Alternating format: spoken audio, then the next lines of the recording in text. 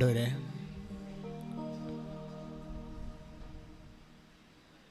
ഉടമ്പടി പെട്ടെന്ന് പൂത്ത് കായ്ക്കാൻ അതിൻ്റെ മുന്നൊരുക്കങ്ങൾ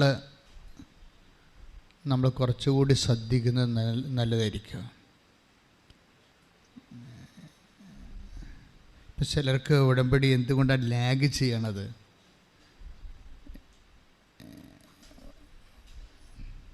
ചിലർക്ക് പെട്ടെന്ന് ഉടമ്പടി എന്താ നടക്കുന്നത്? അത് നമ്മൾ ഒരു അതൊരു കേസ് ഹിസ്റ്ററിയാണ്. ഇങ്ങനെ പലരുടെയും പെട്ടെന്ന് നടക്കുന്ന ഉടമ്പടികളും താമസിച്ച് നടക്കുന്ന ഉടമ്പടി. ആർക്കൊക്കെയാണ് ഉടമ്പടി താമസിച്ച് നടക്കുന്നത്?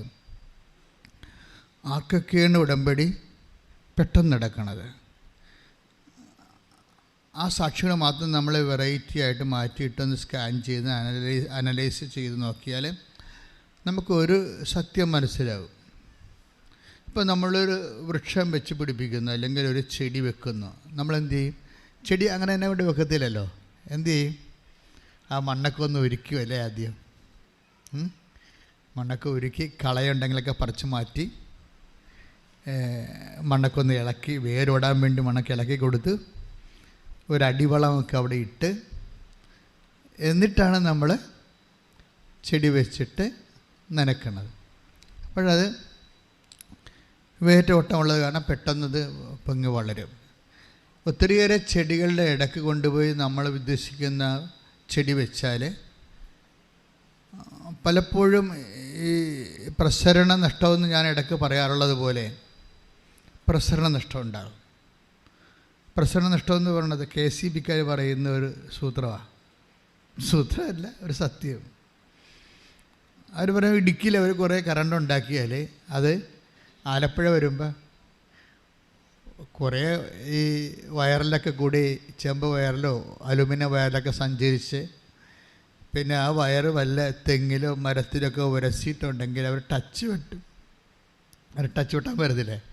ടച്ച് വെട്ടാൻ വരുന്നത് എന്തുകൊണ്ടാണ്? കറണ്ട് ഈ നമ്മുടെ വേലിപ്പത്തൻ്റെ ഇടക്കൂടിയാണ് കറണ്ട് കമ്പി പോകണമെന്നുണ്ടെങ്കിൽ ആ വേലിപ്പത്തൽ മഴ നനയുമ്പോൾ കറണ്ട് വലിച്ചെടുക്കും. അപ്പോൾ നല്ല നമ്മൾ 100 വാട്ട് ഉണ്ടാക്കിയാൽ, ഇടുക്കിയിൽ 100 വാട്ട് ഉണ്ടാക്കിയാൽ അത് ആലപ്പുഴ വരുമ്പോൾ 50 വാട്ടായിട്ട് കുറയും. ടച്ച് അത് പ്രസരണ നഷ്ടം വരണതാണ്. ഉടമ്പടിയിലുമൊക്കെ പ്രസരണ നഷ്ടമുണ്ട്. ശരിക്കും നമ്മൾ ഉടമ്പടി പ്രകാരം വളരെ കൃത്യമായിട്ടാണ് ഈ സംഭവങ്ങൾ ചെയ്യുന്നുണ്ടെങ്കിലും നമുക്ക് ചുറ്റുമുള്ളവരും നമ്മുടെ കൂടെയുള്ളവരും ഉടമ്പടിയുടെ സ്പിരിറ്റ് ഇല്ലാത്തവർ, ചിലപ്പോൾ കുടുംബത്തിലുള്ളവർ തന്നെയായിരിക്കാം. ഈശോ പറഞ്ഞ കുടുംബത്തിലുള്ളവർ തന്നെയായിരിക്കും അപ്പോൾ അവരുടെ ശത്രുക്കളെന്ന്. അത് ശരിയാണ്. ഉടമ്പടിയുടെ ശത്രുക്കൾ ചിലപ്പോൾ കുടുംബത്തിലുള്ളവർ തന്നെയായിരിക്കും. കർത്താവ് എപ്പോഴും അത് നോട്ട് ചെയ്തിട്ടുണ്ട്. കുടുംബത്തിലുള്ളവരെ കുറിച്ച് take the word of God. കുടുംബത്തിലുള്ളവർ തന്നെയായിരിക്കും നിങ്ങളുടെ ശത്രുക്കൾ. ശ്രുതികളുടെ ഹല്ലേലൂയ ഹല്ലേലൂയ ഹല്ലേലൂയ ഹല്ലേലൂയ ഹല്ലേലൂയ. യേശുവേ നന്ദി, യേശുവേ ആരാധന ആരാധന. ഹല്ലേലൂയ ഹല്ലേലൂയ ഹല്ലേലൂയ ഹല്ലേലൂയ. മത്തായി 10:36. മത്തായി 10:36. സ്വന്തം കുടുംബത്തിൽപ്പെട്ടവർ തന്നെയായിരിക്കും ഒരുവന്റെ ശത്രുക്കൾ. അതാണ് സംഭവം. അത് ഇപ്പോഴല്ല, പണ്ടും അങ്ങനെയാണ്. ഒരുവൻ്റെ കുടുംബത്തിൽ പെട്ടവർ തന്നെ ആയിരിക്കും നിങ്ങളുടെ ശത്രുക്കൾ. നിങ്ങൾ ദൈവവുമായിട്ട് അടുപ്പിക്കുന്നതിലും നിങ്ങൾ ദൈവവുമായിട്ട് അടുക്കുന്നതിലൊക്കെ ശത്രുത വരുന്നത് ചിലപ്പോൾ ഭാര്യയാകാം, അല്ലെങ്കിൽ ഭർത്താവാകാം. ഇപ്പം ഷാംലിൻ എന്ന് പറഞ്ഞ് ഈ നോർത്ത് പറവൂരിലുള്ള ഒരു സഹോദരൻ്റെ സാക്ഷ്യം ഈ ദിവസം കേട്ടായിരുന്നു. വലിയ സാക്ഷ്യമാണ്. അപ്പോൾ ഷാംലിന് 9 വർഷമായിട്ട് മക്കളില്ല. അപ്പോഴയാൾ വൈഫിനോട് പറയും, നമുക്ക് ഇപ്പോൾ ഇലന്തിക്കര അല്ലേ, അങ്ങനെ സ്ഥലമില്ലേ, നോർത്ത് പറവൂരിലെ, അവിടെയാണ്, നമുക്ക് ഒന്ന് ഉടമ്പടി എടുക്കാൻ പോയാലോ എന്ന് വൈഫിനോട് ചോദിക്കുമോ. അപ്പോൾ വൈഫ് പറയും, ഞാനവിടെ 2019 പോയതാണ്, അങ്ങനെയാണ് എനിക്ക് അമൃതയിൽ ജോലി കിട്ടിയത്, ഞാനത് പുതുക്കാൻ വേണ്ടി പറഞ്ഞപ്പോൾ നിങ്ങളെന്നോട് പറഞ്ഞ് പോകണ്ടെന്ന് പറഞ്ഞു. അതാ സാധനം. അപ്പം ഞാൻ ഉടമ്പടി പുതുക്കണ കാര്യം പറഞ്ഞപ്പോൾ നിങ്ങൾ പറഞ്ഞ് അതിൻ്റെ കാര്യമൊന്നുമില്ല, അതൊന്നും ആയിരിക്കത്തില്ല നിങ്ങൾക്ക് ജോലി കിട്ടാൻ കാരണം എന്ന് പറഞ്ഞ പുള്ളിക്കാരൻ അന്ന് മുടക്കിയായിരുന്നു. ഉടമ്പടി പുതുക്കുന്നതിന് വൈഫിനെ മുടക്കി. അതാണ് ഈശോ പറയണത്, ഒരുവൻ്റെ കുടുംബത്തിൽ തന്നെയുള്ളവരായിരിക്കും അവൻ്റെ അല്ലെങ്കിൽ അവളുടെ ശത്രുക്കളെന്ന്. നമ്മളിത് എങ്ങനെയാണ് ഇതിനെ സമീപിക്കണമെന്ന് ചോദിച്ചു കഴിഞ്ഞാൽ, നിങ്ങൾ ഉടമ്പടി എടുക്കാൻ വേണ്ടിയുള്ള ആഗ്രഹം തോന്നുമ്പോൾ തന്നെ കുടുംബത്തിലുള്ളവരെ ബ്ലോക്ക് ചെയ്ത് പ്രാർത്ഥിക്കണം. അവരെ ബ്ലോക്ക് ചെയ്യണമെന്ന് വെച്ചാൽ കരാട്ടെ കാണിക്കണമെന്നല്ല എൻ്റെ അർത്ഥം. മറിച്ച് അവരെ സാത്താൻ്റെ ഉപകരണങ്ങളായി വന്ന് ദൈവിക പദ്ധതികളെ അട്ടിമറിക്കാതിരിക്കാൻ വേണ്ടി പ്രാർത്ഥിക്കണം. അത് നമ്മുടെ എപ്പോഴും ഇപ്പോൾ ഉടമ്പടിക്ക് തന്നെയല്ല, ദൈവികമായ എല്ലാ കാര്യങ്ങൾക്കും ആദ്യം നമ്മൾ ഗൺ പോയിൻ്റിൽ കൊണ്ടുവരുന്നത് നമ്മുടെ നിയർ വൺസ് ആൻഡ് ഡിയർ വൺസാണ്.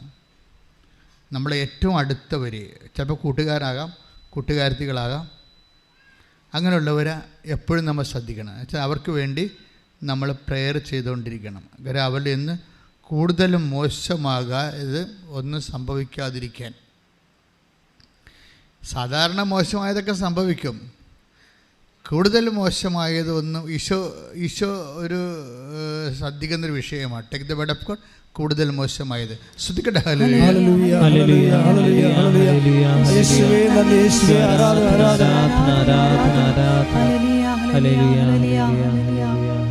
യോഹന്നാൻ 5:14 കൂടുതൽ മോശമായതൊന്നും സംഭവിക്കാതിരിക്കാൻ. പറഞ്ഞേ, കൂടുതൽ മോശമായത് ഒന്നും സംഭവിക്കാതിരിക്കാൻ മേലിൽ പാപം ചെയ്യരുത്. അപ്പൊ തിന്മയുടെ ശക്തികളുമായിട്ടൊരു കോംപ്രമൈസ് ചെയ്യരുതെന്ന പറയണത്. തിന്മയുടെ ശക്തികളുമായിട്ട് നിങ്ങൾക്ക് കൂടുതൽ തട്ടുകേടുണ്ടാകാതിരിക്കാൻ വേണ്ടി ഇങ്ങനെയുള്ള വ്യക്തികളുമായിട്ട് കൂടുതൽ അടുപ്പം കാണിച്ച് അവരോട് ചോദിച്ച് അവരുടെ ആഗ്രഹങ്ങൾ മനസ്സിലാക്കി അവരുടെ ഒപ്പം ഒഴുകരുത്. ചിലപ്പോൾ വിട്ടു പോരേണ്ടി വരും. അത് 2 കൊരിന്ത്യൻസിലെ 2 കൊരിന്ത്യർ 6:17 എടുത്ത് ശ്രുതികട. ഹല്ലേലൂയ, ഹല്ലേലൂയ, ഹല്ലേലൂയ, ഹല്ലേലൂയ, ഹല്ലേലൂയ, യേശുവേ നന്ദി, യേശുവേ ആരാധന. ഹല്ലേലൂയ, ഹല്ലേലൂയ. 2 കൊരിന്ത്യർ 6:17 ആകയാൽ നിങ്ങൾ അവരെ വിട്ട് ഇറങ്ങി വരികയും അവരിൽ നിന്ന് വേർപിരിയുകയും ചെയ്യുവിൻ എന്ന് കർത്താവ് അരുളി ചെയ്യുന്നു. അശുദ്ധമായതൊന്നും നിങ്ങൾ തൊടുകയും അരുത്. അപ്പോൾ ഒരു വേർപാട് നമ്മളെപ്പോഴും ശ്രദ്ധിക്കണം.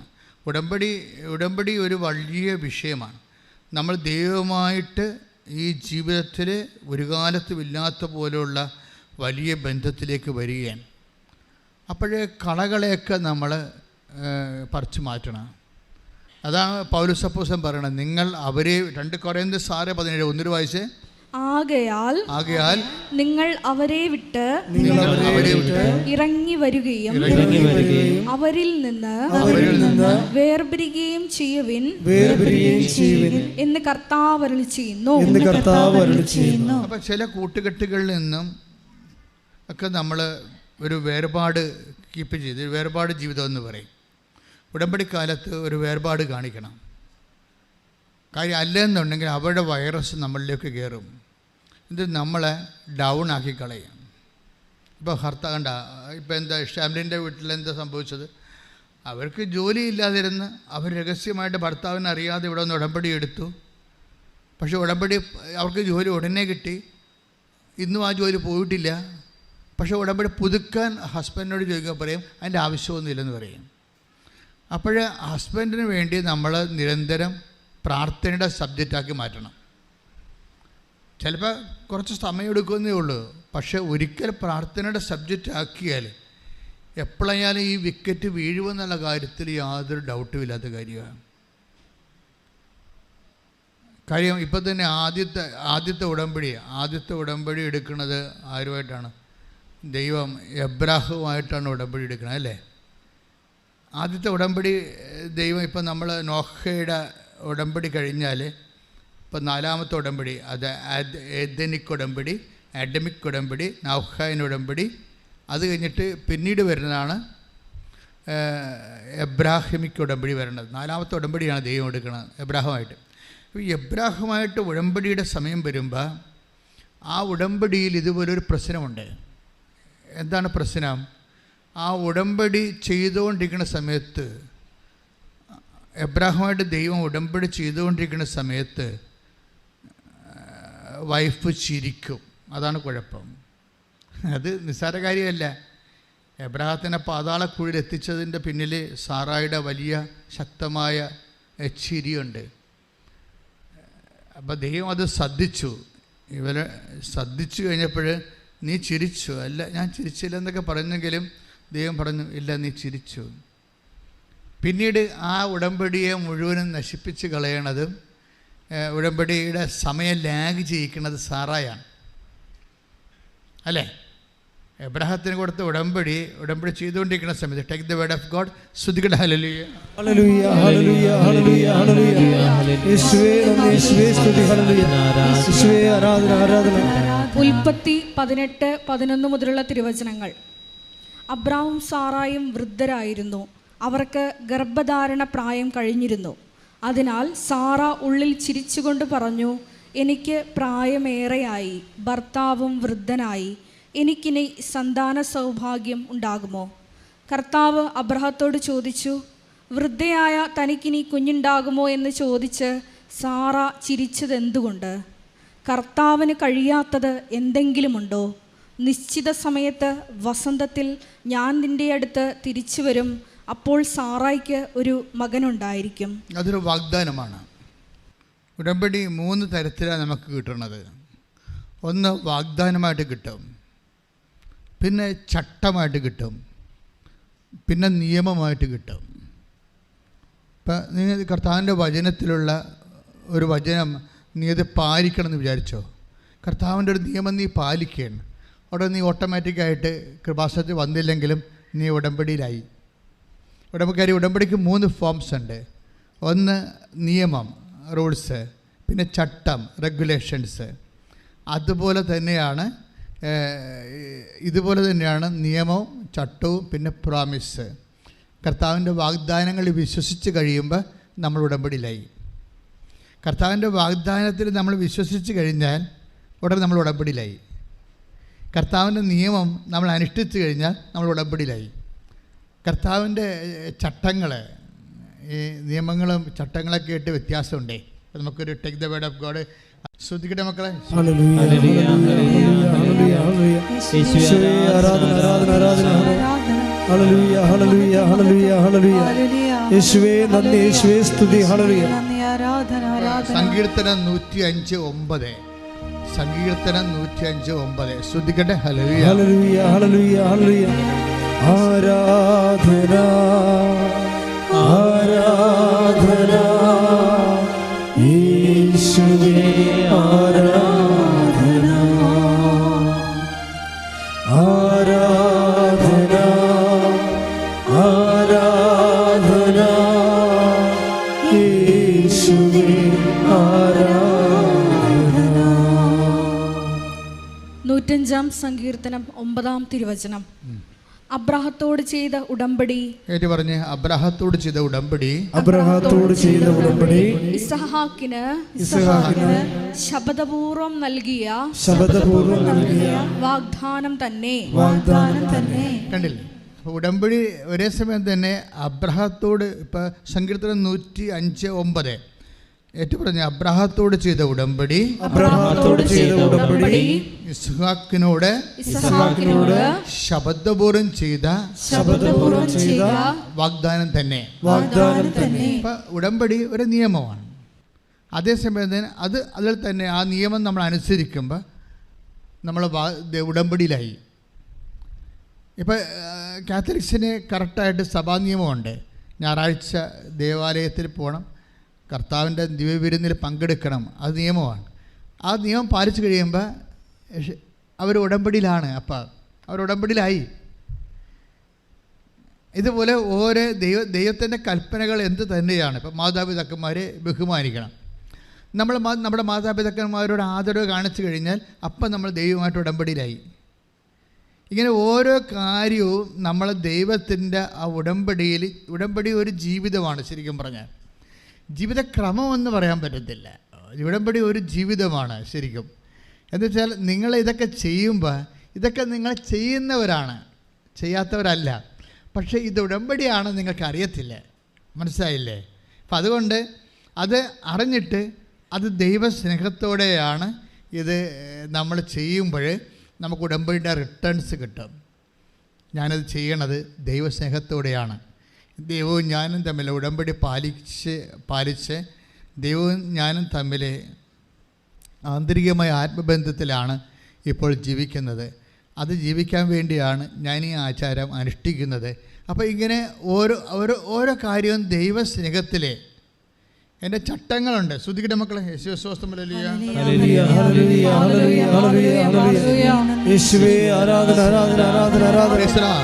സങ്കീർത്തനം 105:10 എടുത്ത്. അവിടുന്ന് അത് യാക്കോബിന് ഒരു ചട്ടമായും ഇസ്രായേലിന് ശാശ്വതമായ ഒരു ഉടമ്പടിയായും സ്ഥിരീകരിച്ചു. അപ്പോൾ ഇതെല്ലാം ഒന്ന് തന്നെയാണ്. ചട്ടം എന്ന് പറയുന്നത് എന്താ? റെഗുലേഷൻസ്. നിയമം എന്ന് പറയുന്നത് എന്താ? റൂൾസും റെഗുലേഷൻസും. ഇപ്പോൾ റൂൾസ് ഉണ്ടായിക്കഴിഞ്ഞാൽ മാത്രം പോരാ, അത് റെഗുലേറ്റ് ചെയ്യുന്ന രീതികളുണ്ട്. അത് റെഗുലേറ്റ് വെച്ചാൽ അതിൻ്റെ ചട്ടം, അത് നടപടിക്രമം, അത് നടപ്പിൽ വരുത്തുന്ന നടപടിക്രമം. ആ നടപടിക്രമം ചട്ടം പോലെ തന്നെ പ്രധാനപ്പെട്ടത്, നിയമം പോലെ തന്നെ പ്രധാനപ്പെട്ടതാണ്. ഇപ്പം നമ്മൾ ദൈവമായിട്ട് ഉടമ്പടി ചെയ്യുമ്പോൾ ഞങ്ങൾക്ക് ചട്ടം തന്നിട്ടുണ്ട്. എന്താണ്? 5:30 എഴുന്നേൽക്കണമെന്ന്. അപ്പോൾ നിങ്ങൾ 7 മണിക്ക് എഴുന്നേൽക്കാൻ ചട്ടം ലംഘനമായി. അപ്പോൾ ഉടമ്പടി നിന്ന് ഔട്ടായി. അപ്പോൾ അത് മനസ്സിലായല്ലേ? 5:30 എഴുന്നേൽക്കണം, നിലത്തിൽ കത്തിക്കണം, അതെല്ലാം ചട്ടമാണത്. നിലയ്ക്ക് പകരം പച്ച കത്തിച്ചാൽ ചട്ടവിരുദ്ധമായി. കാര്യം ഉടമ്പടി എപ്പോഴും വർക്ക് ചെയ്യണത് ഒരു നിയമമാണ്, ദൈവമായിട്ട് നമ്മൾ അടുപ്പിക്കുന്നതാണ്. ആ നിയമം നടപ്പിൽ വരുത്തുന്നത് ചട്ടപ്രകാരമാണ്. ചട്ടം തെറ്റിക്കാതിരിക്കാൻ പ്രത്യേകം ശ്രദ്ധിക്കണം. കാര്യം എല്ലാത്തിനും ദൈവമായിട്ടുള്ള കാര്യങ്ങൾക്ക് അതിൻ്റെ ഒരു സൂക്ഷ്മതയും അതേസമയം തന്നെ ഒരു ആത്മബന്ധത്തിൻ്റെ ഒരു അംശവുമുണ്ട്. പ്രാർത്ഥിക്കുക. കർത്താവ് ദൈവമേ, അങ്ങയോട് ചെയ്ത ഉടമ്പടി ചട്ടപ്രകാരം ദൈവസ്നേഹത്തോടെ അനുവർത്തിക്കാൻ എനിക്ക് പ്രത്യേക അഭിഷേകം നൽകണമേ. എനിക്ക് പ്രത്യേക അഭിഷേകം നൽകണമേ. ശ്രദ്ധിക്കട്ടെ. ഹല്ലേലൂയ.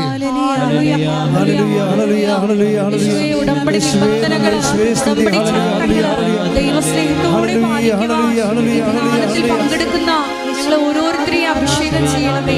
ഹല്ലേലൂയ. ആത്മാവാ ദൈവമേ വരണേ, എൻ്റെ ഉള്ളിൽ വസിക്കാൻ വരണേ. ആത്മാവാ ദൈവമേ വരണേ, എൻ്റെ ഉള്ളിൽ വസിക്കാൻ വരണേ. ദാഹിച്ചു നിന്നെ ഞാൻ തേടുന്നു, സ്വർഗം തുറന്നിറങ്ങി നീ വരണേ. ദാഹിച്ചു നിന്നെ ഞാൻ തേടുന്നു, സ്വർഗം തുറന്നിറങ്ങി നീ വരണേ. ആത്മാവാ ദൈവമേ വരണേ, എൻ്റെ ഉള്ളിൽ വസിക്കാൻ വരണേ. ഉടമ്പടിയിലും നമ്മൾ ഉപ്പ് ഉപയോഗിക്കുന്നുണ്ടല്ലേ? പ്രധാനപ്പെട്ട സ്ഥലങ്ങളിലെല്ലാം നമ്മളുടെ കയ്യിൽ നിന്ന് പോകുന്ന സ്ഥലങ്ങളിൽ, നമുക്ക് മെരിട്ട് പോകുന്ന സ്ഥലങ്ങളാണ് ദൈവത്തിൻ്റെ അധികാരത്തിൽ കൊണ്ടുവരുന്നത്. ഉപ്പ് എന്തിനാണ് ഉപ്പ് ഉപയോഗിക്കുന്നത്? ഉടമ്പടി വസ്തുക്കളിൽ നിന്ന് ഉപ്പ് നീക്കം ചെയ്യരുതെന്ന് കർത്താവിൻ്റെ വചനത്തിലുള്ളതാണ്. ഉപ്പ് ഉടമ്പടി വസ്തുക്കളിലെ ഉപ്പുള്ള വസ്തുക്കൾ ആരുടെ അവകാശമാണ്? ലേവ്യൻ്റെ അവകാശമാണ്. ലേവ്യ ആരുടെ അവകാശമാണ്? കർത്താവിൻ്റെ അവകാശമാണ്. അപ്പോൾ നമുക്ക് അവകാശം നഷ്ടപ്പെടുക, നമുക്ക് മെരിട്ട് നഷ്ടപ്പെടുക, അവിടെ നമ്മൾ കർത്താവിൻ്റെ അവകാശമാക്കി അതിനെ പ്രഖ്യാപിക്കും. അതിൻ്റെ പ്രയോഗം എന്ന് പറയുന്നത്. വെറുതെ ഉപ്പിടാൻ പറ്റത്തില്ല, വിശ്വാസ പ്രമാണം ചൊല്ലിയിടേണ്ടി വരും. വിശ്വാസ പ്രമാണം ചൊല്ലിയിടേണ്ട, അതാണ് എൻ്റെ ചട്ടമെന്ന് പറയണത്. അപ്പോൾ ഇതെല്ലാം ശ്രദ്ധിച്ചാണ് നിങ്ങളിപ്പോൾ സംഖ്യ പുസ്തകം എടുത്ത് 9:11 ശ്രുതിക്കട്ടെ. ഹല്ലേലൂയ ഹല്ലേലൂയ ഹല്ലേലൂയ ഹല്ലേലൂയ ഹല്ലേലൂയ. യേശുവേ ആരാധന ആരാധന ആരാധന ആരാധന. യേശുവേ മഹത്വം മഹത്വം മഹത്വം മഹത്വം. ഹല്ലേലൂയ ഹല്ലേലൂയ ഹല്ലേലൂയ ഹല്ലേലൂയ. സംഖ്യ 9:11. 2-ാം മാസം 14-ാം ദിവസം വൈകുന്നേരം അവർ അത് ആചരിക്കണം. പെസഹ ആചരിക്കണെ കുറിച്ച് നിയമമാണ് പറഞ്ഞിരിക്കുന്നത്. നിയമം പറഞ്ഞോളൂ. പുളിപ്പില്ലാത്ത അപ്പവും കൈപ്പുള്ള ഇലയും കൂട്ടി പെസഹ ഭക്ഷിക്കണം. അത് നിയമമാണ്, ഉടമ്പടി ഒരു നിയമമാണ്. ഇനി നടപ്പിൽ വരുത്തുന്ന വിഷയം വേറെയാണ്. അതറിയണമെങ്കിൽ പുറപ്പാട് 12:11 എടുത്ത് ശ്രുതിക്കട്ടെ. ഹല്ലേലൂയ ഹല്ലേലൂയ ഹല്ലേലൂയ ഹല്ലേലൂയ ഹല്ലേലൂയ ഹല്ലേലൂയ. യേശുവേ ആരാധന ആരാധന ആരാധന ആരാധന ആരാധന. പുറപ്പാട് 12:11. ഇപ്രകാരമാണ് അത് ഭക്ഷിക്കേണ്ടത്. ഭക്ഷിക്കണമെന്ന് പറഞ്ഞത് നമ്മൾ സംഖ്യാപുസ്തകം പെസഹ ആചരിക്കണമെന്ന് പറയുന്നത് സംഖ്യാപുസ്തകം 9:11. പക്ഷേ എങ്ങനെ ആചരിക്കണം, അതിൻ്റെ റെഗുലേഷൻ എന്താണ്, ചട്ടം എന്താണ്, ആ ചട്ടമാണ് പറയണത് പുറപ്പാട് 12:11. വായിച്ചോളൂ. അരമുറുക്കി ചെരുപ്പുകൾ അണിഞ്ഞ് വടി കയ്യിലേന്തി തിടുക്കത്തിൽ ഭക്ഷിക്കണം. അപ്പൊ ഈ ഉടമ്പടിക്ക് ഒരു സ്പീഡുണ്ട്, മനസ്സിലായോ? അന്നേരം ചെരുപ്പ് കയ്യിൽ അണിഞ്ഞാണ് ചെയ്യണത്. കാരണം നമ്മൾ യാത്ര അവസാനിക്കുമ്പോൾ ചെരുപ്പ് ഊരി വെക്കല്ലേ ചെയ്യണത്, അല്ലേ? നമ്മൾ എവിടെയെങ്കിലും യാത്ര അവസാനിക്കുമ്പോൾ ചെരുപ്പ് ഊരി വെക്കും. യാത്ര തുടങ്ങുമ്പോഴും നമ്മൾ ചെരുപ്പ് അണിയും. അപ്പോൾ ഒരു യാത്രയുടെ ഒരു ഇതാണ്. പിന്നെന്താണ്, വടി കയ്യിലെടുക്കണം. പിന്നെന്താണ്, തിടുക്കത്തിൽ കഴിക്കണം. സ്പീഡാണ്. നിങ്ങൾ ഈ തിടുക്കം, ഇതിൻ്റെ ഉടമ്പടിയിലെ തിടുക്കം ഇല്ലെങ്കിൽ ഉടമ്പടിക്ക് തിടുക്കം ഉണ്ടാകത്തില്ല. മനസ്സിലായില്ലേ? ഇതെല്ലാം സ്പീഡായിട്ട് ചെയ്യേണ്ടതാണ്. കർത്താവിനോട് ചെയ്ത വാഗ്ദാനങ്ങൾ. ഇപ്പോൾ ഷാംലിൻ പെട്ടെന്ന് വൈഫിനോട് ഇവിടെ വന്ന് എനിക്ക് ജോലി കിട്ടിയത് ഉടമ്പടി എടുത്തിട്ടാണെന്ന് പറയുമ്പോൾ പിറ്റേ ദിവസം തന്നെ ഷാമിനും വൈഫിനെയും കൂടി ഇവിടെ വരും, എന്നിട്ട് ഉടമ്പടി ചെയ്യും. ഉടമ്പടി ചെയ്തിട്ട് പിന്നെ ഈ മനുഷ്യൻ അതെല്ലാം ചെയ്യണത് പക്കാ സ്പീഡിലാണ്. പുള്ളിക്കാരൻ രാവിലെ പ്രത്യക്ഷീകരണ പ്രാർത്ഥന കറക്റ്റ് 5:30 അതിൻ്റെ ചുറ്റുവട്ടങ്ങളെല്ലാം ക്ലിയർ ചെയ്ത്, നിങ്ങളെന്താ ചെയ്യണമെന്ന് വെച്ചാൽ 5:30 എഴുന്നേറ്റ് ഇങ്ങനെ വർക്കപ്പിച്ചിനാണ് പല ആൾക്കാരും പ്രത്യക്ഷീകരണ പ്രാർത്ഥന ചെല്ലണത്. 6 മണി വരെ അച്ഛൻ സമയം തന്നിട്ടുണ്ട്, ചട്ടക്രമം 6 മണി വരെ ഉണ്ട്. അപ്പോൾ 5:30 എഴുന്നേറ്റ് ഫ്രഷായി പതുക്കെ വന്ന് 6 മണിക്കുള്ളിൽ അത് ചെയ്ത് തീർക്കേണ്ടത്. അത് കറക്റ്റ് ചെയ്യണം. നമ്മുടെ ലൈഫ് തന്നെ അത് മാറ്റും. നിങ്ങൾ ആദ്യത്തെ 2-3 ദിവസമൊക്കെ കറക്റ്റായിട്ട് ചെയ്യും. പിന്നെ തോന്നുമ്പോൾ എഴുന്നേക്കും, തോന്നുമ്പോൾ കിടക്കും. ഈ തോന്നുമ്പോൾ കിടക്കുന്നപ്പോൾ തന്നെ നിങ്ങളുടെ ലൈഫ് പകുതിയോളം പോയെന്ന് പറയാം. മനുഷ്യനാണെങ്കിൽ കിടക്കുന്നതിനൊക്കെ സമയമുണ്ട്, അല്ല വേറെ വല്ല ജീവിയാണെങ്കിൽ ഒന്നും പറഞ്ഞിട്ട് കാര്യമില്ല. ഒരു 10 മണിക്ക് മുമ്പ് തന്നെ ഉത്തരവാദിത്വം, ജീവിതത്തോട് ഉത്തരവാദിത്വമുള്ളവർ 10 മണിക്ക് തന്നെ കിടന്നിരിക്കണം. ഒരു ഉത്തരവാദിത്വം വരെ തിരക്കാനും ചോദിക്കാനും പറയാനും ആരുമില്ല. അമ്പലക്കാള പോലെ ഇങ്ങനെ അഴിച്ചിട്ടിരിക്കുക വളർത്തണ പാർട്ടിയാണെങ്കിൽ ഇഷ്ടമുള്ളപ്പോൾ കിടന്നാൽ മതി. പക്ഷേ നിങ്ങൾക്ക് രാവിലെ എഴുന്നേൽക്കണമെന്നുണ്ടെങ്കിൽ ദൈവത്തിൻ്റെ സമയമാണ് രാവിലെ ഉള്ളത്. അത് കൃത്യമായിട്ട് കൊടുക്കണമെന്നുണ്ടെങ്കിൽ നിങ്ങൾ കൃത്യമായിട്ട് കിടക്കണം. അപ്പം അതുകൊണ്ട് ആ സമയത്ത് എഴുന്നേറ്റ് കറക്റ്റ് 5:30 എഴുന്നേറ്റ് ഫ്രഷായി പതുക്കെ വന്ന്, ഇപ്പോൾ എന്താ ഈ നോൺ ക്രിസ്ത്യൻസ് ലീഡ് ചെയ്യാൻ കാരണം എന്താ? ചട്ടം സംഭവം അത് കാത്തലിക്സിനേക്കാൾ ഉടമ്പടി ചട്ടമായിട്ട് ചെയ്യണത് നോൺ ക്രിസ്ത്യൻസാണ്. സംശയമില്ല. സാക്ഷ്യത്തിൻ്റെ ഇടിവിട്ട് സാക്ഷ്യം പിന്നെ അവരിൽ നിന്നല്ലേ. അതിൻ്റെ കാരണം ഇതാണ്. ചെയ്യണ കാര്യങ്ങൾ വെട്ടിപ്പും മേനയുമായിട്ട് അങ്ങോട്ട് കൃത്യമായിട്ട് അങ്ങോട്ട് ചെയ്യും. ഇത് ചെയ്താൽ മതിയല്ല എന്നല്ല. ഇപ്പം തന്നെ ഈ ഷാമിലിന് എന്താ സംഭവിക്കണത്? അവനത് വൈഫ് ഇവിടെ വന്ന് മാതാവിനോട് സോറി പറയും. ആദ്യം എൻ്റെ വൈഫിനെ ഞാൻ പുതുക്കാൻ വിടാഞ്ഞ് സോറി പറയും. എനിക്കറിയത്തില്ല അമ്മ ഇങ്ങനെയൊക്കെയാണ് കാര്യങ്ങളെന്ന് അറിയത്തില്ല. അതുകൊണ്ട് എനിക്ക് ജോലി തന്നതാണ് ഞങ്ങളുടെ കുടുംബത്തിന്. അമ്മ തന്ന ജോലി കൊണ്ടാണ് ഭക്ഷണം കഴിച്ചു പോണത്. പക്ഷെ നന്ദി പറയാൻ പോലും എനിക്ക് വരാത്തില്ല, ഞാൻ അവളെ വിട്ടില്ല, അതുകൊണ്ട് ഞാൻ ആദ്യമേ സോറി പറയണമെന്ന് പറയും. ആ സോറി അങ്ങ് അമ്മ ഏറ്റെടുക്കും. അതാണ് രസം. അത് ആത്മാർത്ഥമായിട്ട് അമ്മ സ്വീകരിക്കും ആ സങ്കടം. എന്നിട്ട് ഇവൻ രാവിലെ എഴുന്നേൽക്കുമ്പോൾ തന്നെ ഇവൻ പറയും, പ്രത്യക്ഷീകരണ പ്രാർത്ഥന ചൊല്ലാൻ തുടങ്ങിയപ്പോൾ തന്നെ എന്നെ പിടിച്ച് ആരോ കുടഞ്ഞ പോലെ എനിക്ക് തോന്നിയെന്ന്. അഭിഷേകം വന്നു രാവിലെ. അതാണ് വിഷയം. നമ്മൾ ആ സത്യസന്ധമായിട്ടാണ് വിഷയം ചെയ്യണമെന്നുണ്ടെങ്കിൽ അഭിഷേകം എല്ലാ മേഖലയും വരും. പിന്നെ എന്നിട്ട് ഈ ഷാമിലിൻ്റെ സാക്ഷ്യം നിങ്ങൾ കേൾക്കണം കേട്ടോ. നല്ല ഈ മാസത്തെ ഏറ്റവും നല്ല സാക്ഷ്യം ഈ ആഴ്ചയിൽ. എന്നിട്ട് പിന്നെ ഇങ്ങനെ ഈ സ്വപ്പ് പതയണ പോലെ എപ്പോഴും ദൈവസ്നേഹം ഇങ്ങനെ പതഞ്ഞുകൊണ്ടേയിരിക്കും. ഉടമ്പടി കറക്റ്റാണെങ്കിലേ, ഉടമ്പടി കറക്റ്റാണെന്ന് വെച്ച് കഴിഞ്ഞാൽ നിങ്ങൾ ചെയ്ത് നോക്കാം, ഒക്കട്ടെ എന്നൊക്കെ വിചാരിച്ച് അങ്ങനെയാണെങ്കിൽ അത് കറക്റ്റാകത്തില്ല.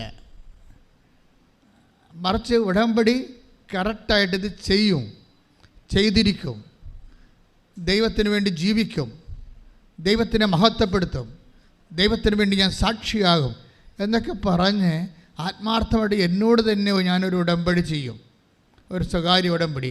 അങ്ങനെ ചെയ്ത് ആണ് ഇവൻ രാവിലെ പ്രത്യക്ഷീകരണ പ്രാർത്ഥന ഇറക്കുമ്പോൾ തന്നെ ശരീരം ആസനം കൊടയണ പോലെ ഒരു വല്ലാത്ത ഒരു അനുഭൂതിയിലേക്ക് വരും. അഭിഷേകമാണത്. അത് ഇവർക്ക് ഇപ്പം മാത്രമല്ല, പിന്നെ ഇവർക്ക് അഭിഷേകം ഇങ്ങനെ എപ്പോഴും ഇങ്ങനെ കിട്ടിക്കൊണ്ടിരിക്കും. കാര്യം നമ്മൾ ദൈവാനുഭവത്തെ ക്രിസ്ത്യാനിറ്റിയിൽ അഭിഷേകം എന്താ പറയണത്.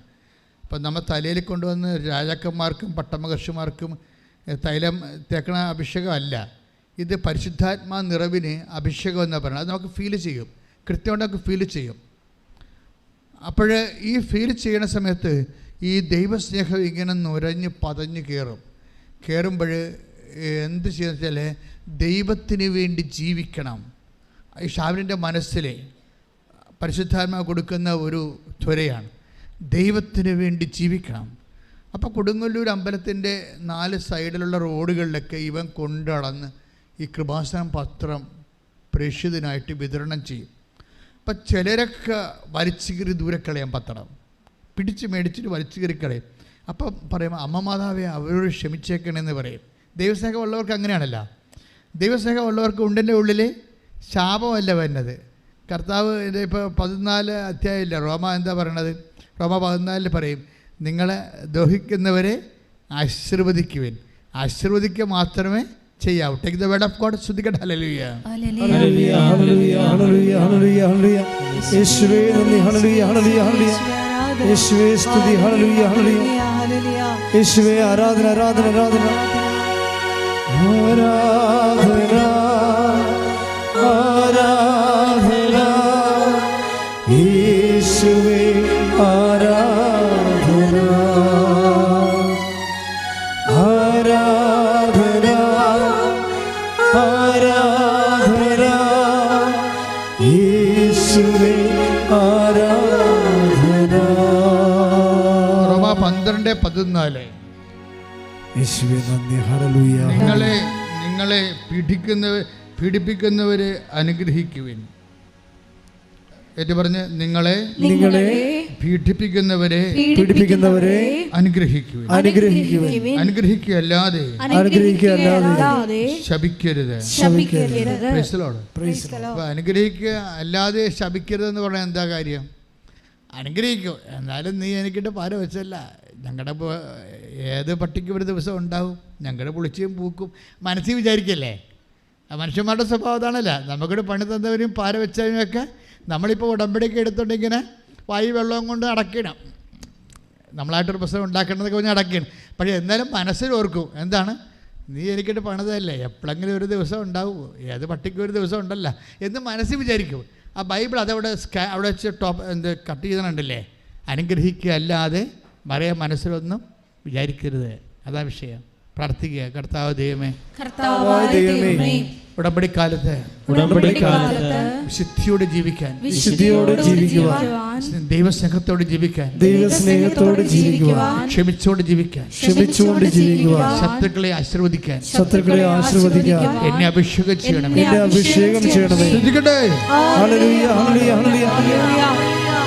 ശത്രുക്കളോട് ക്ഷമിച്ചു പ്രാർത്ഥിക്കുവാൻ ഹല്ലേലൂയ ഹല്ലേലൂയ ഹല്ലേലൂയ ഹല്ലേലൂയ. യേശുവേ നന്ദി. ഹല്ലേലൂയ ഹല്ലേലൂയ ഹല്ലേലൂയ ഹല്ലേലൂയ. ക്ഷമിക്കുവാനാവാത്ത നിമിഷങ്ങളെ ആത്മീയ ശക്തിയാൽ നിറയ്ക്കണമേ.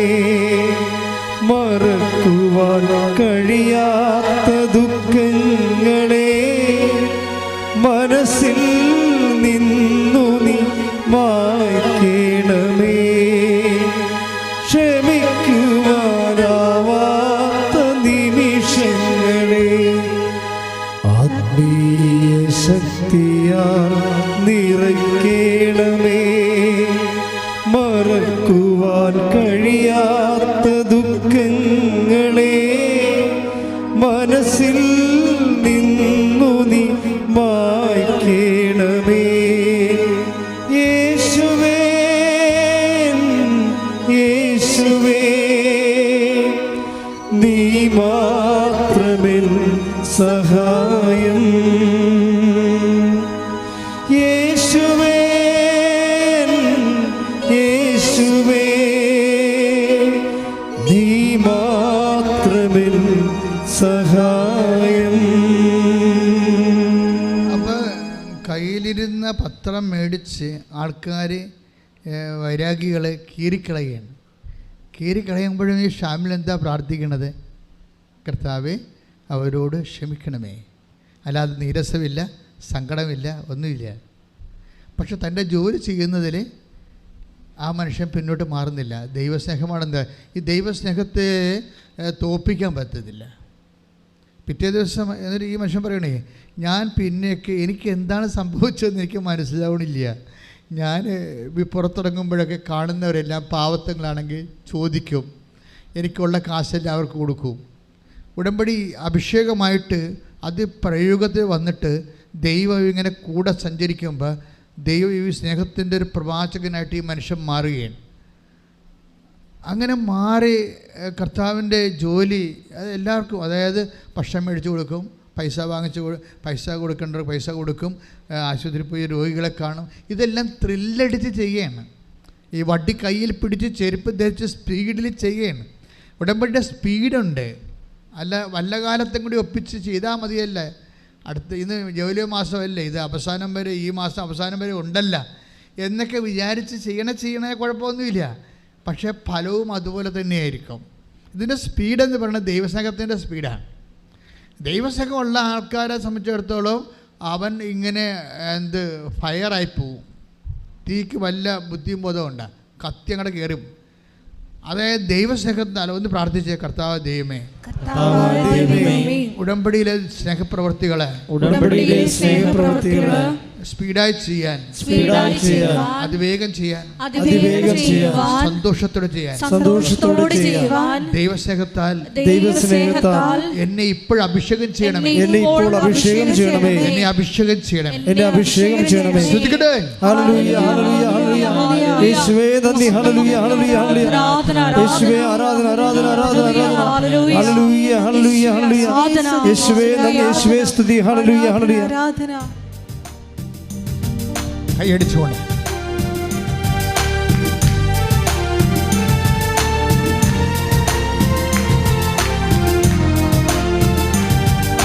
ഓ പാവനാത്മാവേ പറന്നിറങ്ങേണമേ, നിൻ വിശുദ്ധി എൻ്റെ ഹൃദയത്തിൽ ഇന്നു നീ നിറയ്ക്കണേ. ഓ പാവനാത്മാവേ പറന്നിറങ്ങേണമേ, നിൻ വിശുദ്ധി എൻ്റെ ഹൃദയത്തിൽ ഇന്നു നീ നിറയ്ക്കണേ. ഓ സ്വർഗശക്തിയെ ശക്തി എന്നിലേകളെ, ഓ സ്വർഗശക്തിയെ ശക്തി എന്നിലേകളെ, ദൈവസ്തുതി പാടിടാൻ ദൈവസ്നേഹം നൽകണേ. ദൈവസ്തുതി പാടിടാൻ ദൈവസ്നേഹം നൽകണേ.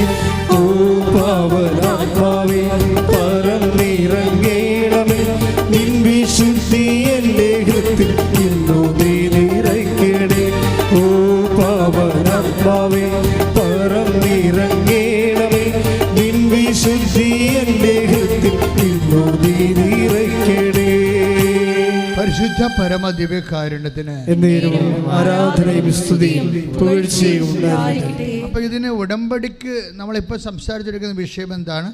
ഉടമ്പടിക്ക് നിലം ഒരുക്കുക, അല്ലേ? ചെടി വെക്കാൻ നേരത്ത് നമ്മൾ നിലം ഒരുക്കി മണ്ണ് ഇളക്കി വളമിട്ട് കളകൾ പറിച്ചൊക്കെ കളഞ്ഞ പോലെ ഉടമ്പടിയിൽ ആദ്യമേ തന്നെ ഇതുപോലെ നമുക്ക് ഉടമ്പടിക്കെതിരെ നിൽക്കുന്ന ശക്തികളെയൊക്കെ പറിച്ച് മാറ്റി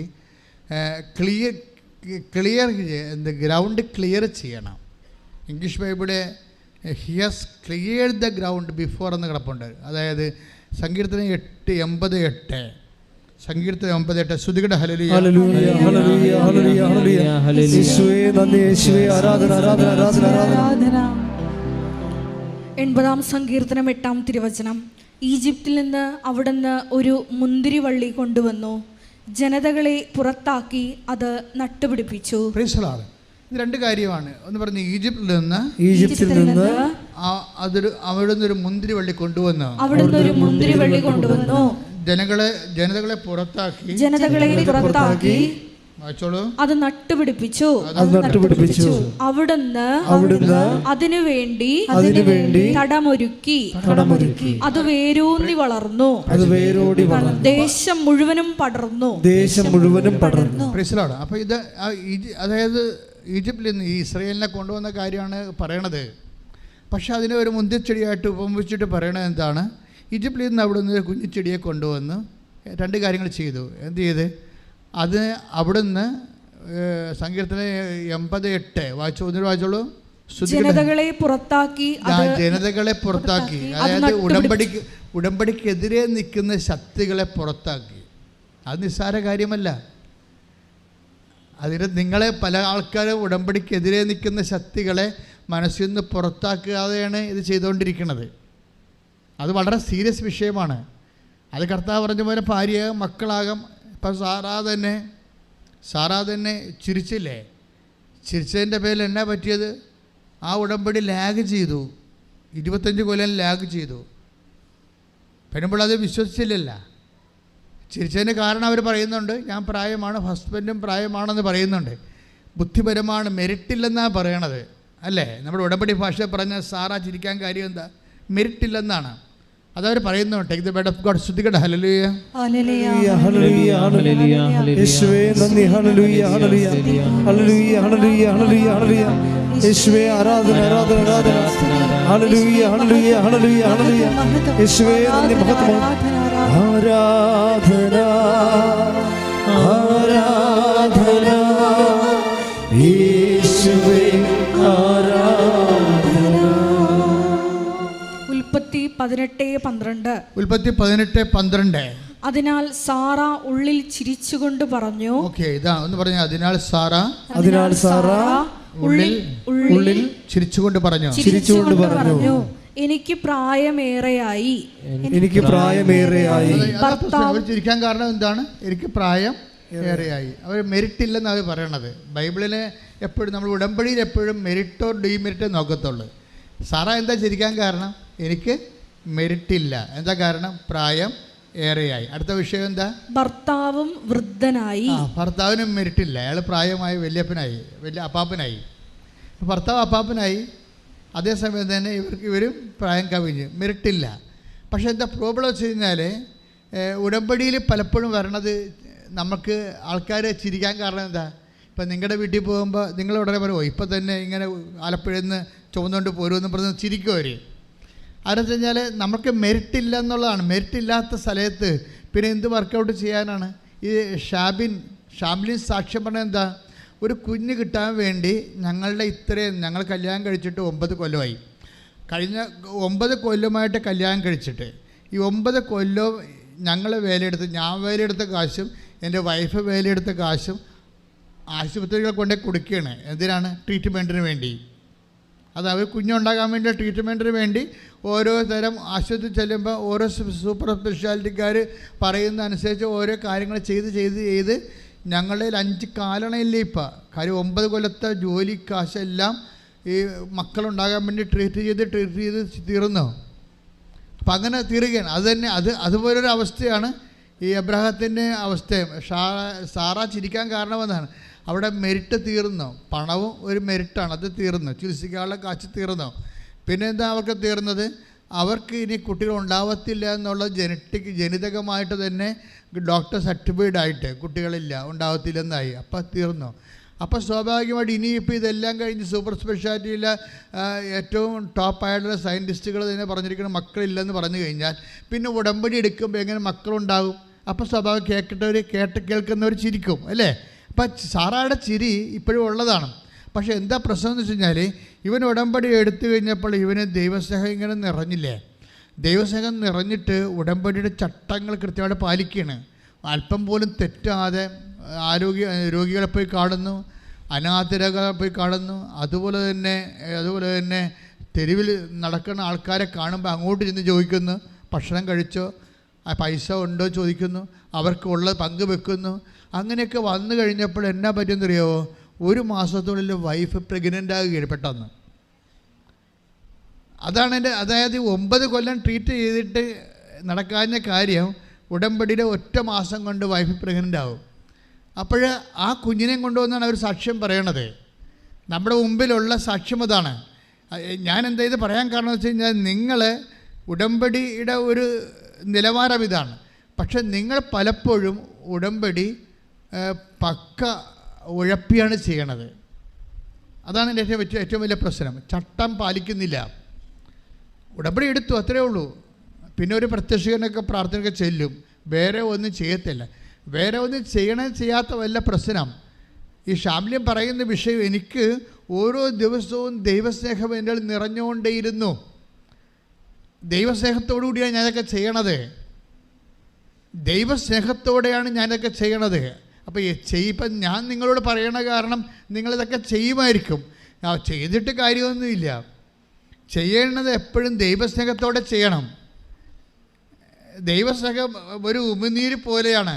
നമ്മൾ ഭക്ഷണം കഴിക്കുന്നു, ഉമിനീരില്ലെങ്കിൽ ഉള്ള അവസ്ഥ എന്തായിരിക്കും? അതുപോലെ തന്നെ നമ്മൾ ഒരു പ്രേക്ഷിത പ്രവർത്തനങ്ങൾ ദൈവത്തിന് വേണ്ടി ചെയ്യുമ്പോൾ നിങ്ങൾ ഇൻസ്പെക്ട് ചെയ്ത് നോക്കണം.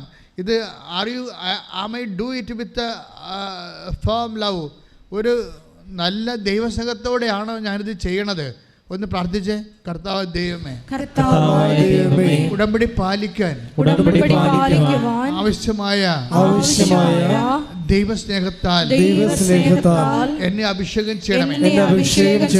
ഈ ദൈവസ്നേഹം നിറയണമെന്നെങ്കിൽ അധർമ്മത്തിൽ നിന്ന് നമ്മളിങ്ങനെ മാറേണ്ടി വരും. അധർമ്മ ജീവിതമില്ലേ? അധർമ്മം എന്ന് വെച്ചാൽ നീതികേട് കാണിക്കുന്ന ജീവിതമില്ലേ? നീതികേടെന്ന് വെച്ചാൽ നിയമം പാലിക്കാതിരിക്കുന്നതാണ് അനീതി എന്ന് പറയണത്. അവകാശങ്ങൾ നിഷേധിക്കുക. അവകാശങ്ങൾ നിഷേധിക്കുന്നതിന് പലപ്പോഴും അനീതിയായിട്ട് വരും. അപ്പോൾ അവകാശ നിഷേധനം കൂടുമ്പോൾ അധർമ്മമായിട്ട് വരും. അധർമ്മം വർദ്ധിച്ചാൽ ദൈവസ്നേഹം തണുത്തു പോകും. Take the word of God. അധർമ്മം വർദ്ധിക്കുക. ശ്രദ്ധിക്കട്ടെ. ഹല്ലേലൂയ. 24:12 മത്തായി ഏറ്റു പറഞ്ഞ മത്തായി 24:12 അധർമ്മം വർദ്ധിക്കുന്നതിനാൽ പലരുടെയും സ്നേഹം തണുത്തു പോകും. ഇതാണ് പ്രശ്നം. ദൈവസ്നേഹം നിങ്ങൾക്ക് തണുത്തു പോയിട്ടുണ്ടെങ്കിൽ, ഒരു ചൂടാർന്ന ദൈവസ്നേഹം ഇല്ലെങ്കിൽ അധർമ്മത്തോട് നിങ്ങൾ കൂട്ടു നിൽക്കുന്നു എന്ന് വേണം പറയാൻ. അധർമ്മം എന്ന് പറഞ്ഞാൽ എന്താണ്? അതായത് അവകാശത്തിൻ്റെ മേലുള്ള കടന്നുകയറ്റം അധർമ്മമായിട്ട് വരും. ഇപ്പോൾ നിയമം, അതുപോലെ തന്നെ നിയമം പാലിക്കുമ്പോൾ, ഇപ്പോൾ ഒരു നിയമം നമ്മൾ പാലിക്കണം എന്താണ്? അർഹതപ്പെട്ടത് കൊടുക്കാനും വാങ്ങിക്കാനും ഉള്ള നിയമങ്ങളുണ്ട്. ആ നിയമങ്ങൾ ദൈവം അംഗീകരിച്ച ഡിവൈൻ ലോ തന്നെയാണത്. അപ്പോൾ അത് കൊടുക്കേണ്ടത് കൊടുക്കാതിരിക്കുക. ഇപ്പം ഞാൻ ഉദാഹരണത്തിന്, ഇപ്പം നിങ്ങൾക്ക് 2 മക്കളുണ്ടെന്ന് വിചാരിച്ചോ. അപ്പോൾ 2 മക്കളുണ്ട്, 2 പെൺമക്കളും 2 ആൺമക്കളുണ്ടെന്ന് വിചാരിച്ചോ. ഇപ്പോൾ 2 പെൺമക്കളും 2 ആൺമക്കളുണ്ട്. പെൺമക്കളെയൊക്കെ കെട്ടിച്ചു വിട്ടു, അവരെ പഠിപ്പിച്ചു, നല്ലവണ്ണം പഠിപ്പിച്ചു, കെട്ടിച്ചു വിട്ടു. ഇപ്പോൾ അനിയൻ ചെറുക്കനും അതിൻ്റെ അടുത്തുണ്ടായിരുന്നു. അവനും ഇപ്പോൾ പഠിച്ച് ജോലിയൊക്കെ ആയി. ഇപ്പോൾ പഠിപ്പും ജോലിയും ഇല്ലാതെ ഈ കെട്ടിച്ചു വിട്ടത് ആരാണ്? അപ്പം മരിച്ചതിന് ശേഷം മൂത്ത മകനാണ് കെട്ടിച്ചു വിട്ടിരിക്കണത്. മൂത്ത മകൻ വീട്ടിൽ നിന്നുകൊണ്ട് അധ്വാനിച്ച് രാത്രിയും പകലും പീഡിയക്കടയോ കച്ചവടമോ പശുവിനെ വളർത്തിയോ ക്ലാവിനെ വളർത്തിയോ കന്ന് പൊട്ടിയോ ഒക്കെ അവൻ ഇങ്ങനെ രാത്രിയും പകലും ജോലി ചെയ്ത് ഈ അനുജനെ ജോലിക്കാരനുമാക്കി പെങ്ങന്മാരെ കെട്ടിച്ചും വിട്ട്. പക്ഷെ അവൻ ഈ കണക്കൊന്നും എഴുതി വെച്ചിട്ടില്ല. അതാണ് പ്രശ്നം. അവൻ കണക്ക് എഴുതി വെച്ചിട്ടില്ല. സ്വന്തം അമ്മയ്ക്കും സഹോദരനൊക്കെ ചെയ്യണതിന് എന്ത് കണക്ക് എന്നാണ് അവൻ ചിന്തിച്ചത്. പക്ഷേ ഇപ്പോഴെന്നാ പറ്റിയിരിക്കണമെന്ന് വെച്ചാൽ അനിയത്തി കെട്ടി വന്നില്ലേ വീട്ടിൽ. അനിയൻ്റെ ഭാര്യ കെട്ടി വന്നപ്പോൾ അവൾക്കിതൊന്നും അറിയേണ്ട കാര്യമില്ല. അവൾ ഉദ്യോഗസ്ഥയാണ്. അവൾ തന്നെ പറയണത് മനസ്സുണ്ടെങ്കിൽ എൻ്റെ കൂടെ താമസിച്ചാൽ മതി എന്നാണ്. അവളൊന്ന് പ്രസവിക്കാൻ പോയാൽ പിന്നെ അവളെ കാണത്തില്ല. മഷിയുടെയൊക്കെ പിന്നെ കാണത്തില്ല. വേറെ കുഴപ്പമൊന്നും ചെയ്തില്ല, ഒന്ന് പ്രസവിച്ചെന്ന് മാത്രമേ ഉള്ളൂ. പക്ഷെ പിന്നെ ഇയാളെ കാണത്തില്ല. അവളെ കൊച്ചിനെ അടിച്ച് മാറ്റിയിരിക്കുക. എന്നിട്ട് എന്തെല്ലാം കാര്യങ്ങളാണ് അമ്മായിയമ്മക്കും ചേട്ടനും ഒക്കെ എതിരെ അവൾ അവിടെ നിന്ന് പറയണത്. ചേട്ടൻ എന്നെ തോണ്ടി, ആര് തോണ്ടാൻ? അവൾക്ക് ഇങ്ങോട്ട് വരാൻ കഴിയുകയില്ല. അധർമ്മം എന്നെ വര വേണ്ടില്ലേ? അവൾക്ക് ഇങ്ങോട്ട് വരാൻ കഴിയുകയില്ല. ആ കൊച്ചിനെ അടിച്ച് മാറ്റിയിരിക്കണം. അവൾ പ്രസവിച്ച നാട്ടുകാരുടെ മുമ്പിൽ അവളുടെ തള്ളയും അതുപോലെ ഒരു ഭ്രാന്തിയാണ്. അവളെ ഉദ്ദേശിക്കണത് ഇത്രയേ ഉള്ളൂ, മകളെ കെട്ടിച്ചാന്ന് ചോദിക്കുമ്പോൾ കെട്ടിച്ചു. കൊച്ചുണ്ടായി തീർന്നു. എന്നിട്ട് കൊച്ചെന്തേ കെട്ടിയാണെന്ത്? എല്ലാം ഈ തള്ളയുടെ കൂടെ നിൽപ്പുണ്ട്. തല വിട്ട് കൊടുക്കത്തില്ല. തല കൊച്ചു നോക്കും. ഇവൾക്കും അത് തന്നെ സുഖമല്ലേ? പ്രധാന വീട്ടിൽ പോയാൽ ജോലി ചെയ്യേണ്ടിയൊക്കെ വരത്തില്ലേ? അവിടെ കാര്യങ്ങളൊക്കെ ചെയ്യേണ്ടി വരികയല്ലേ? ഇവിടെയാണെങ്കിൽ അമ്മയുടെ കൂടെ നിന്ന് അവർ പ്രശ്നമില്ല. അവൾക്ക് ശമ്പളമുണ്ട്, കുഞ്ഞെ വളർത്താനുണ്ട്. ഇപ്പം എന്നാ സംഭവിച്ചിരിക്കണത്? ഇപ്പം കേസും കൊടുത്തിരിക്കുകയാണ് ഭർത്താവിനെതിരെ. പോയി താമസിക്കണേ ഇല്ല, ഒരുമിച്ച് താമസിക്കണേ ഇല്ല. അവനെതിരെ അവകാശത്തിൽ കൊച്ചിന് വേണ്ടി അവൾക്കും ചെലവിന് വേണ്ടി. ഇത് അധർമ്മമാണ്. നിങ്ങൾ ഓർക്കരുത്. ഇത് ചിലപ്പോൾ ഈ വിജാതിയരുടെ കോടതിയിൽ ഇതൊക്കെ ചിലപ്പോൾ നിങ്ങൾ ജയിച്ചെന്ന് വരും. പക്ഷേ നിങ്ങൾ തോക്കണ ഒരു അടിപൊളി സ്ഥലം വരുന്നുണ്ട്. കാത്തിരുന്നാൽ മതി. കൃത്യമായിട്ട് പണി പാർസൽ വരും. അവറാച്ച സൂക്ഷിക്കണം. അതായത് ഇത് അധർമ്മമല്ലേ? ഇത് നിങ്ങൾക്കറിയാം. നിങ്ങൾ തരികിട കാണിച്ച് നിൽക്കണമെന്നറിയാം. നിങ്ങൾക്ക് പിന്നെ അവരിങ്ങോട്ട് വന്ന് ഡിസ്റ്റർബ് ചെയ്യാതിരിക്കാൻ വേണ്ടിയാണ് അവനെതിരെ കേസ് കൊടുത്തിരിക്കുന്നത്. അപ്പോൾ അവന് എന്നാ സംഭവിച്ചത്? അവൻ്റെ ജീവിതം പോയി, അവൻ്റെ ശമ്പളം പോയി, അവൻ്റെ സമാധാനം പോയി, അവൻ്റെ കുടുംബം പോയി. നിന്നെ ഈ ഒരു പണ്ടാരത്തിനെ കെട്ടിയിട്ടിരിക്കണ കാരണം ഇതിന് വേറെ പെണ്ണവന് കിട്ടുമോ? അതുമില്ല. ജീവിതം ഈ പാവത്തിനെ ചതിക്കുന്ന അമ്മയും മക്കളുടെ എണ്ണം കേരളത്തിൽ കൂടുതലാണ്. നിഷ്കളങ്കരമായ ചെറുപ്പക്കാരെ ചതിക്കുന്ന വളരെ ഈ ബഫലോ ടൈപ്പായിട്ടുള്ള അമ്മമാരുടെയും പെമ്മക്കളുടെ എണ്ണം കേരളത്തിൽ കൂടുതലാണ്. ഇത് അധർമ്മമാണ്. നിങ്ങൾ ഓർക്ക് ജയിച്ചെന്ന് വിചാരിക്കും. നിങ്ങൾ ജയിക്കത്തില്ല. ഒന്നുറങ്ങിയത് കൊണ്ട് നേരം വിളിക്കത്തില്ല. ഇനിയും ഉറക്കം വരണതേ ഉള്ളൂ. അധർമ്മം വർദ്ധിച്ചാൽ നിങ്ങളിൽ എന്ത് പറ്റും? ബൈബിൾ എന്താ പറയണത്? Take the word of God. അധർമ്മം വർദ്ധിക്കുന്നതിനാൽ പലരുടെയും സ്നേഹം തണുത്തു പോകും. അതാണ് പ്രശ്നം. ഒന്ന് പറഞ്ഞേ. അധർമ്മം വർദ്ധിക്കുന്നതിനാൽ പലരുടെയും സ്നേഹം തണുത്തു പോകും. അതാണ് വിഷയം. ഇപ്പം അമ്മ ഈ വയസ്സാം കാലത്ത് മകളെ പിടിച്ച് നിർത്തിയിരിക്കുകയാണ്. അവരെ താങ്ങാനും അവിടെ കാര്യം ചെയ്യാൻ വേണ്ടി ഒരു കുടുംബം നശിപ്പിച്ചുകൊണ്ട്. ഞാനൊരു കാര്യം പറയും. ഞാൻ ഇന്ന് കേരളത്തിൽ എൻ്റെ ഒരു കണക്ക്, എൻ്റെ ധാരണയാണ്, ഞാൻ 87-6 തുടങ്ങിയാണ് കൗൺസിലിങ്. ദാറ്റ് മീൻസ് ഓൾമോസ്റ്റ് ഒരു 21 lakhs ആൾക്കാരെ കൗൺസിൽ ചെയ്തിട്ടുണ്ട്. ഞാൻ ഇടയ്ക്ക് പറയാറുണ്ട്, കുടുംബം തകർന്നതിൻ്റെ ഒരു 60% കാര്യം പെണ്ണിൻ്റെ അമ്മമാരാണ്. ഞാനും പറയണത് വെറുതെ പറയണതല്ല. ഞാൻ എൻ്റെ കൈ കൂടിയാണല്ലോ ഈ സാധനം ഈ 37 കൊല്ലം പോകുമ്പോൾ നമുക്ക് അറിയാൻ പറ്റും. അപ്പോൾ എനിക്ക് സങ്കടം വരാറുണ്ട്. ഭയങ്കര കത്തോലിക്കരാണ്, ക്രിസ്ത്യാനിയാണെന്നൊക്കെ പറഞ്ഞിട്ട് കഥയൊന്നുമില്ല. ഇവൾ തനി കൈയും കാലും വെച്ച് സാരി ഉടുത്ത വലിച്ചാഴിയാണ് ഈ സാധനം. ഇവൾ നശിപ്പിച്ചിരിക്കുന്ന കുടുംബങ്ങളും കുടുംബങ്ങളുടെ കണ്ണുനീരിന് അത് കുടത്തിൽ കോരിയാലും തീരത്തില്ല. നിങ്ങൾ അങ്ങനെ എന്തെങ്കിലും മനഃപൂർവ്വം ആരുടെങ്കിലും ചതിച്ചിട്ടുണ്ടെങ്കിൽ ഉടമ്പടി എടുക്കുമ്പോൾ നിങ്ങൾ അനുതാപപ്പെടണം. കാര്യം എന്താ വെച്ചാൽ ദൈവം അത് ഉടമ്പടിയിലല്ലെന്ന് പറഞ്ഞ കാര്യം ചതി. അതുപോലെ തന്നെ നിങ്ങളുടെ സ്വാർത്ഥതയ്ക്ക് വേണ്ടി ദൈവത്തിന് വശം പെടുത്താൻ നോക്കിക്കഴിഞ്ഞാൽ, ഇന്നലെ ഒരുത്തിയെ ഞാൻ ഇവിടുന്ന് ഓടിച്ചിട്ട് കളഞ്ഞു. എന്താ കാര്യം വെച്ച് കഴിഞ്ഞാൽ, എന്താ പ്രശ്നം വെച്ചാൽ നിലയം വിളിച്ച് നിൽക്കണം. അമ്മയും മകളും കൂടി നിലയം വിളിച്ച് നിൽക്കണം. കർണാടകക്കാരത്തിയാണ്, രണ്ടും ക്രിസ്ത്യാനിയാണ്. അപ്പോൾ ഇവർക്ക് ചീട്ട് കിട്ടിയില്ല.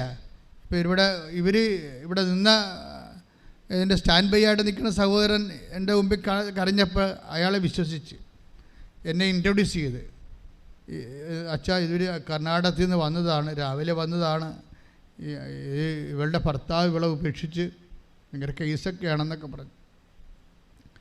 അപ്പം ഞാനിപ്പോൾ ആയാലും ചെറുപ്പകാരത്തിയല്ലേ ഇത് വേദനിക്കണമെല്ലാം വിചാരിച്ചതിന് വിളിച്ച് ഞാൻ ഇവളുടെ ഭർത്താവിൻ്റെ ഫോട്ടോ എനിക്ക് തന്നു, കല്യാണ ഫോട്ടോ.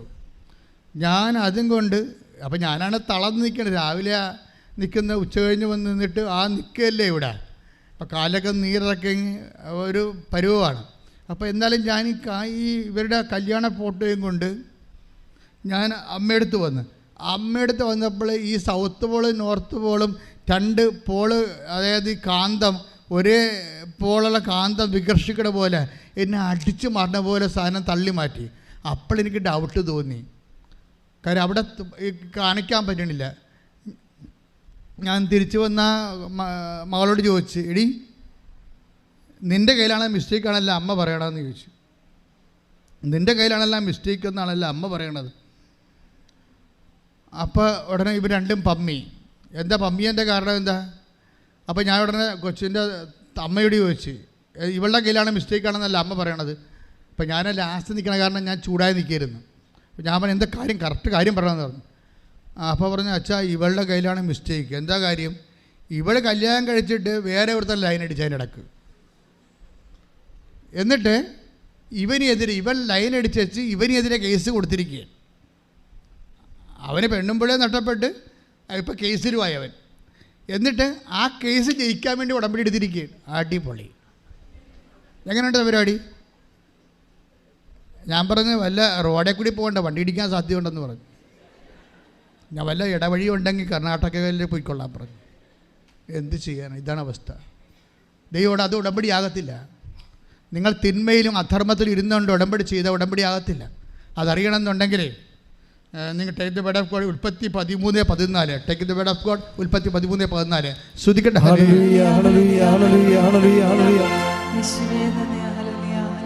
ഉൽപ്പത്തി 13:14. അബ്രാം ലോത്തിൽ നിന്ന് വേർപെട്ടതിന് ശേഷം കർത്താവ് അബ്രാമിനോട് പറഞ്ഞു. പണിപാളി കണ്ട. അബ്രാഹാം പറഞ്ഞേ, അബ്രാഹാം ലോത്തിൽ നിന്ന് വേർപെട്ടതിന് ശേഷം സ്വന്തം പെമ്മക്കളുടെ കൂടെ കിടന്ന് ഉറങ്ങണ കക്ഷിയാണ് ലോത്തെ. ഈ പണ്ടാരത്തിനെ കൊണ്ട് നടന്ന വല്ല കാലത്ത് ഉടമ്പടി ചെയ്യാൻ പറ്റുമോ? ചെയ്യാൻ പറ്റത്തില്ല. ക്ലിയർ അല്ലേ? അതാണ് പറയണത്. ഒന്ന് വായിച്ച്. ഉൽപ്പത്തി 13:14.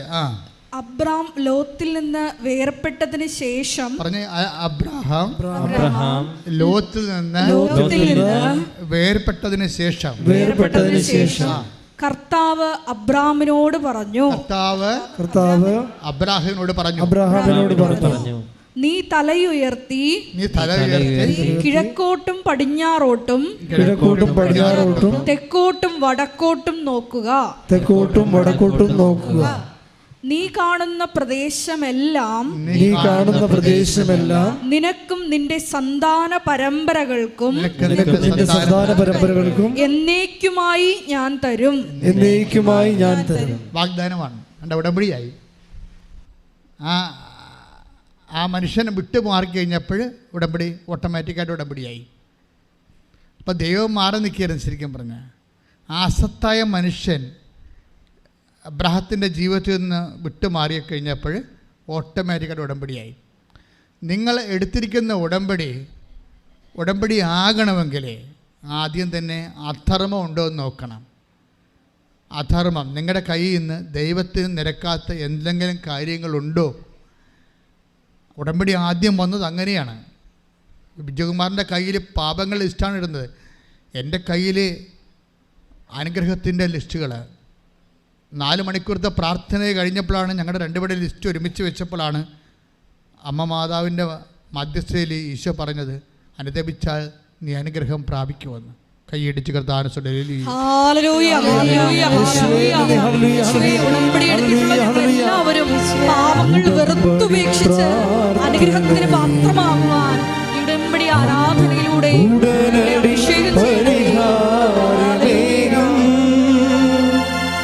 ഉടമ്പടി പ്രാർത്ഥനയിൽ അമ്മ ഉടനടി പരിഹാരമേകും. അവൻ പറയുന്നത് ചെയ്തിടുകിൽ ജീവിതം ധന്യമായി തീർന്നിടും. അവൻ പറയുന്നത് ചെയ്തിടുകിൽ